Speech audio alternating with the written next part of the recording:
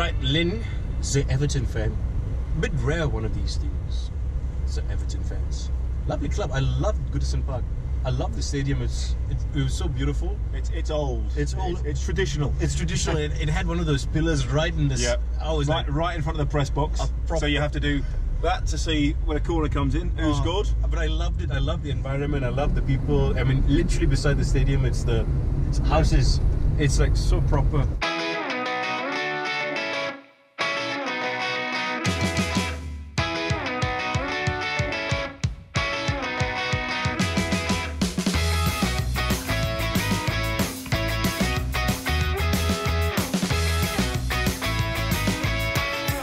Hi Lynn, nice to meet you.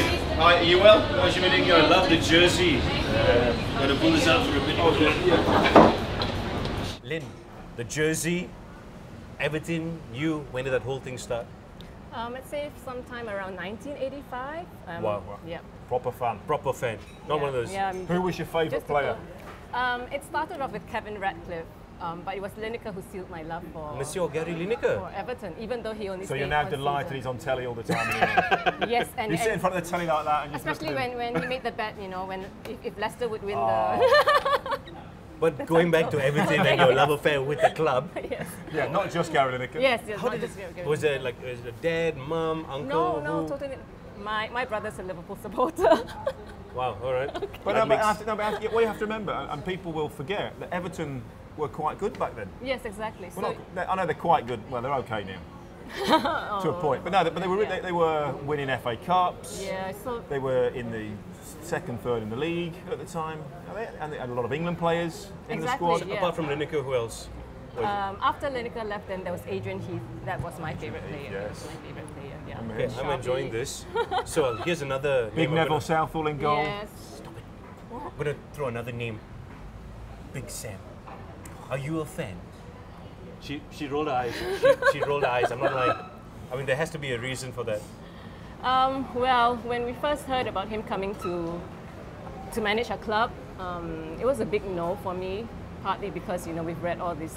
And he turned it down as well. Yeah, and well, he came out of retirement for that, and I mean, reading about his dodgy dealings and his style of play, I wasn't too fond. But given the position that we're in, the situation we're in, we're like what, 1/3 through the season.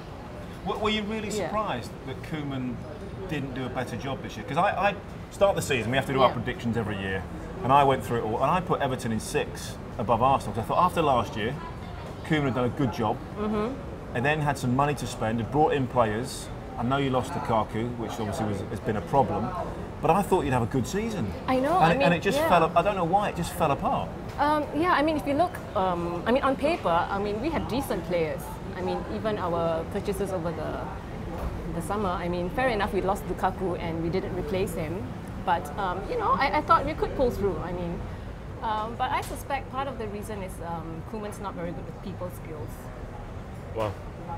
And just depending on what goes around with the fan groups you discuss with, or is it just your gut feel that says he didn't know how to handle certain situations? Yeah, I mean, from reading through forums and also gut feel, I mean, look at how he treated Nias. I mean, it's just so wrong. How can you not give a player a locker? I mean, but in all fairness, a lot of the Dutch, they are very sort of black and white. It's they do have this. We've seen the Dutch national team at times. They can be brilliant 1 minute, and they can be disastrous. They didn't even qualify for the World Cup, and a lot of that was due with infighting. We've seen that a few times. So the Dutch do have this Egos. reputation. Yeah, they can be quite stubborn, and they can upset people at times. And maybe you're right. Maybe that's what happened. I don't know. I mean, I really don't know what went wrong because I mean, he's not such a bad manager, is he? No. So the biggest difference for you with Sam and maybe Ronald Koeman when you see the football being played, what's the biggest difference for you as a fan? Oh, I think Allardyce is Big Sam is just playing to win the winnable games. So I think he's just going in to do, what he's been hired to do. I mean, look at the kind of tactics he's been employing, the negative play, his But did he have to do that? Were you as a club in a desperate situation that you didn't really have a choice? Because if you'd have continued doing what you were doing, you'd have been fighting relegation. That's true, but you're 10th, 11th in the table at the moment, maybe higher. I can't remember. 9th. So you're safe. Yeah. At least you're safe now. So yeah, I think that's what he's doing, because we only have 6 points to safety. So I see that he's just like trying to win the winnable games. And the more difficult games, like the away games, because we've had such a bad record with away games, I mean, he's just playing for a draw, or he's just parking the bus. So what's more important for you then? I don't know. I guess after all these years, right? I mean, after what Moyes has built, and after Martinez's first year, I mean, everything looks so good, right? And everything just crumbled down. And I mean, you've been a fan for long enough. When was the last time Everton won something? 1995. Can you see Everton getting back to those glory days of winning something? I mean, if Sam gets money maybe in the summer, can he add that up? Will he change? Do you think he might change his style of play? Because we were talking about in the car on the way over. He's never had that opportunity with a good team with money to go and play expansive football. He's always been at the wrong end of the table, fighting relegation. So he's always had his hands tied behind his back in the way that he's had to play. To be honest, I'm hoping that he'll just take us through this season, and I hope we'll find someone else next season. Wow, that's harsh. My goodness. I mean, mercenary. Yeah, and they call players bad. What's more important for you? The style of football, the philosophy at the club, or results? I think it's a mix of everything. Because, Finally, I mean, we've got a fan that's honest. Yeah, that's true. That's good. So many fans say, "Oh no, I want to watch great football. I want to watch great football." And I keep saying, "No, you don't. If you play great football and get relegated, I don't care. I want to watch great football." No, you don't. I mean, definitely you want to go back to the glory years, you know. But I mean, there has to be results, you know. And I know some fans they weren't happy with Big Sam because they felt like he didn't go with the whole image of the club. But I think sometimes you have to brush aside all this. I mean, in today's football world, right? I mean, you have to have results. You have to succeed. You can't, and you have to stay in the Premier League. Exactly. You can't just base yourself on tradition and, you know, with the image of the club and things like that. I mean, like it or not. I mean, even with us getting Moshiri and the money coming in, you know, there will come to a point where we will have to sort of contend with what they call plastic fans. Wow. Right? I mean, spiky, by the way. I mean, that feisty. Yeah. You can't have one way or the other, you know. Do you think you'll get a lot of those if and when you move to the new ground? Possibly. I don't know. But isn't it good to move to a new ground? Yeah. Oh, well, and on that, do you think bringing Rooney back was a good idea, or do you think it was just a marketing campaign to get fans around the world to buy into the club? Kind of both.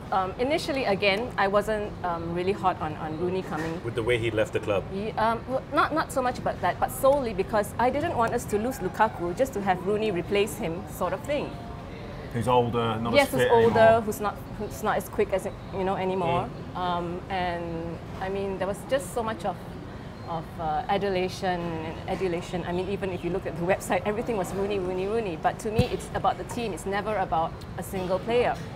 But having said that, I am pleased that he came back because I mean, he possesses that sort of leadership skill.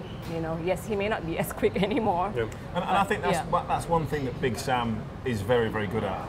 He takes players that maybe have had a troubled time for a few years, not playing as well as they once were, and he transformed them. You know, he did it at Bolton numerous times. He's done it at Sunderland. You know, he's done it at all those clubs he's been at.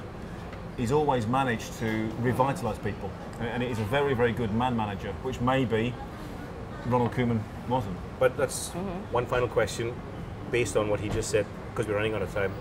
You said you don't want Sam Allardyce there next year, correct? So who would you want there? And you can't say Pep. But yeah, I mean, what kind of manager, I'll make it easier, what kind of manager would you want at the club next season? It's probably wishful thinking, probably somebody like Simeone. Wishful thinking. That's a good shout, Diego Simeone. He would fit into Everton. Well, because he plays a certain style of football. You know, I've heard that his name mentioned with a lot of Arsenal all the times. Arsenal don't play Simeone way. You know, go back to Everton under David Moyes. They could play the Simeone way. They could be difficult to beat. Big Sam his way is not exactly the same, but it's more defensive based, playing the counter attack. But if you can't get Simeone, who else? One more name. Fair enough. Well, the thing is, Danny Mills. Wayne Rooney. Are you serious about the job? No, I just ruled myself out of the Everton job for next season. Fair enough. Just want to put that on the record. Yes, Evertonians are, I'm now happy. yes. On to the next one. Yeah.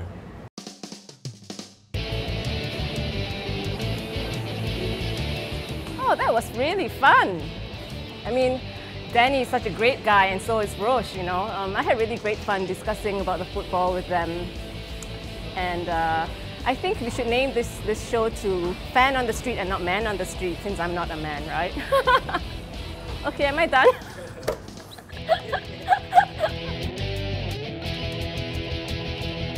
One more to go. Plaza Damas, Kota Kemuning. To meet a Chelsea fan. You can't see my arm, but that's how far away it is.